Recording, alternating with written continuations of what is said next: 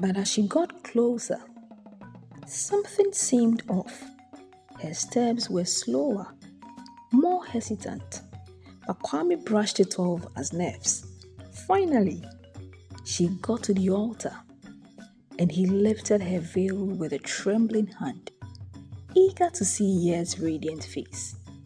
To his shock, it wasn't Ya standing before him. Instead, it was an elderly woman of about 80 years.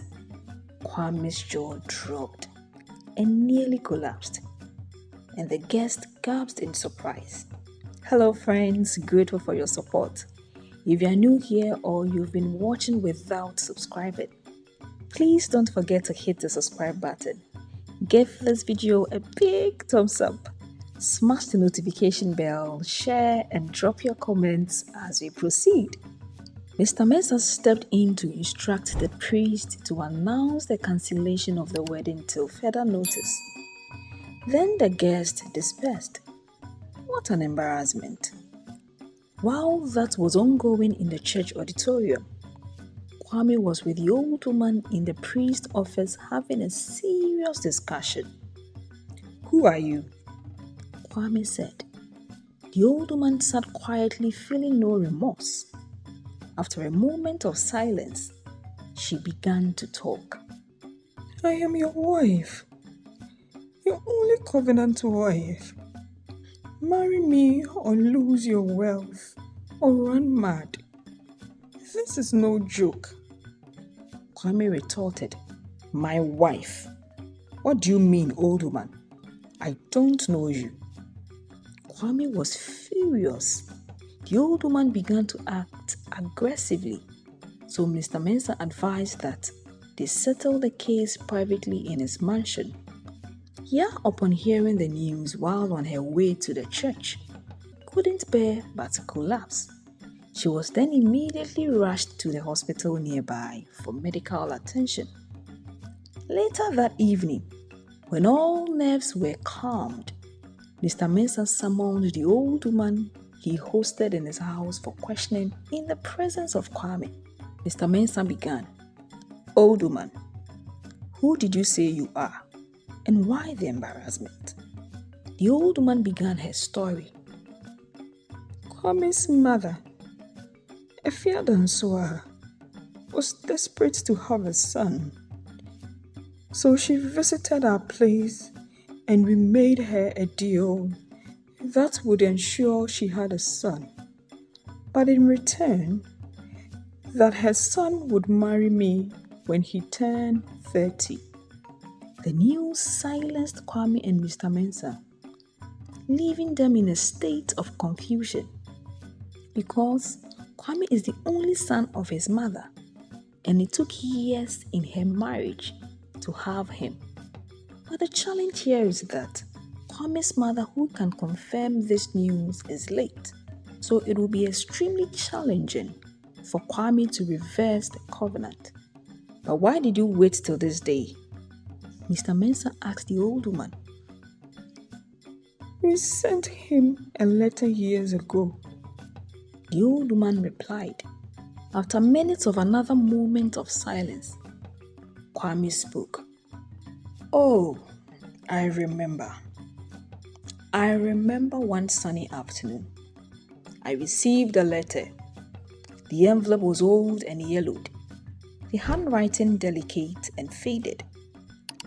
Inside was a single sheet of paper, inscribed with words that sent a chill down my spine.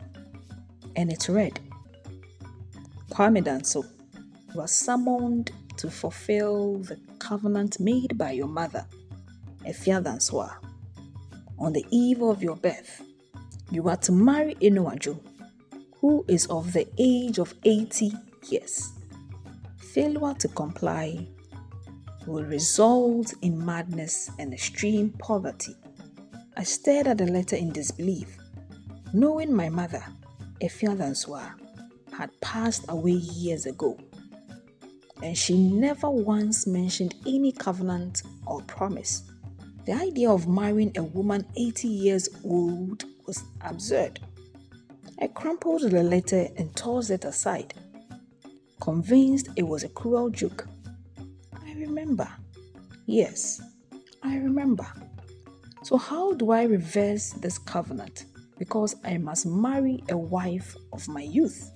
You have no other option than to marry me or face the consequences, which is madness or extreme poverty. And you have only 21 days to decide. The old woman replied. The meeting was dissolved and she was sent away. The next morning, Kwame visited Ya, who was still in coma at the hospital, even though Ya could neither open her eyes nor hear anything. Kwame narrated all that had happened to her and promised he would come for her, come what may. Determined to get to the bottom of this mystery, Kwame on the second day decided to visit his mother's old friend, Madame Sewa. She was the only person still alive who might know something about the supposed covenant. Madame Sewa, Kwame said, as he sat in her cozy living room, I received a letter saying I have to marry an 80 years woman because of a promise my mother made. Do you know anything about this?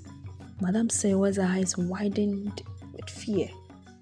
Oh, Kwame, she whispered, I hope this day would never come.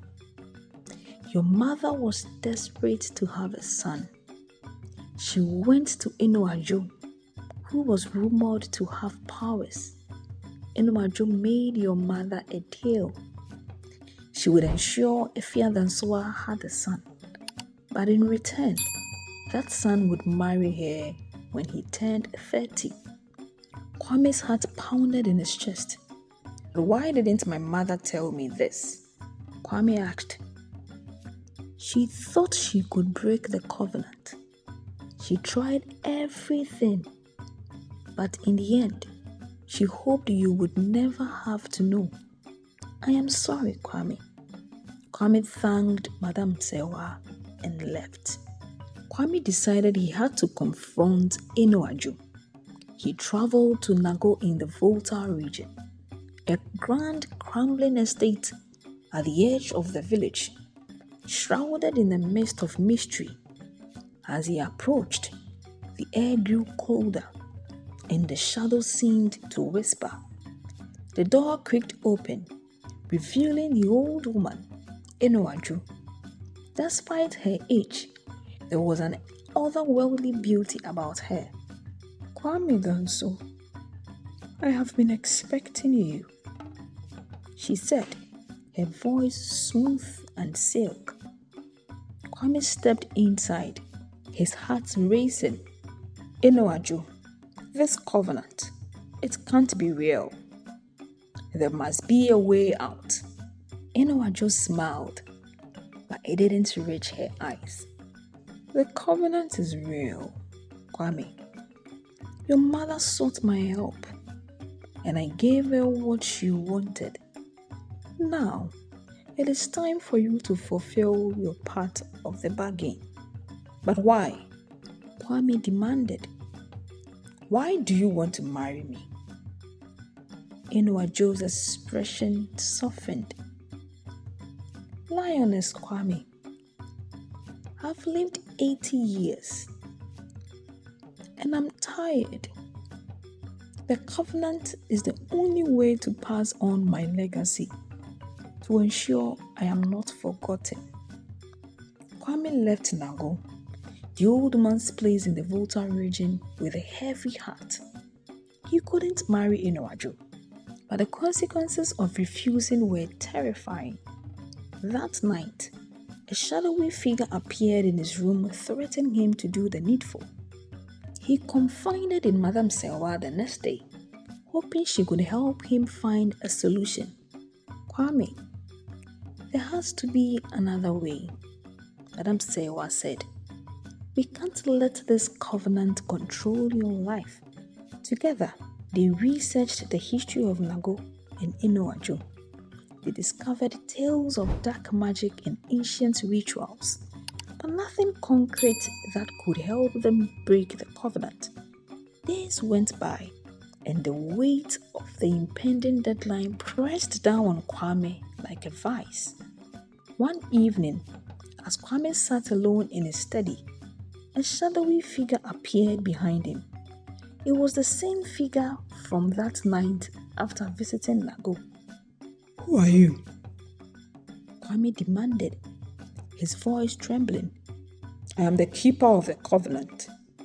The figure replied, You must marry Enoaju or face the consequences. Kwame's anger fled.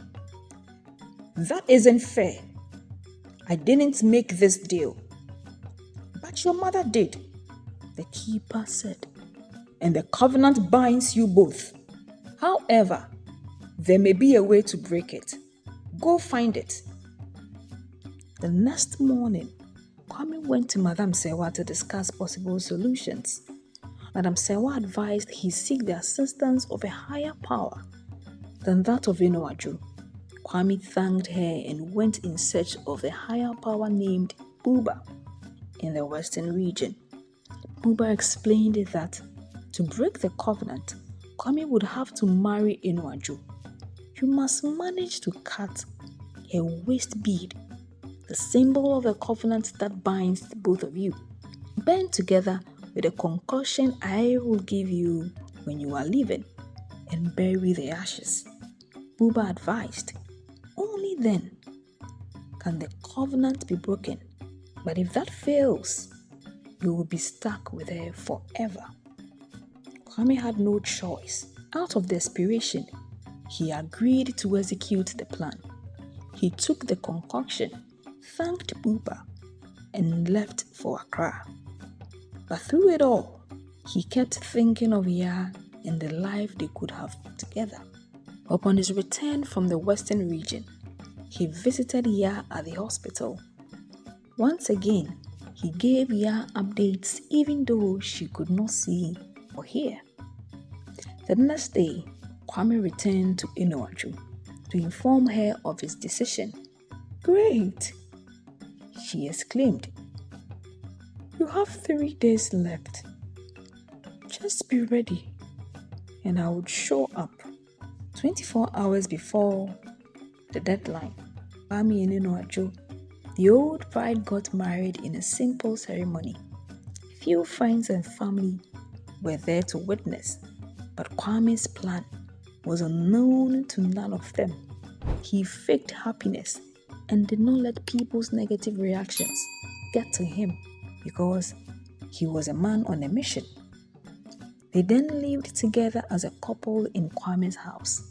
Kwame ensured he never touched her on their wedding night and the day after with an excuse that he was exhausted.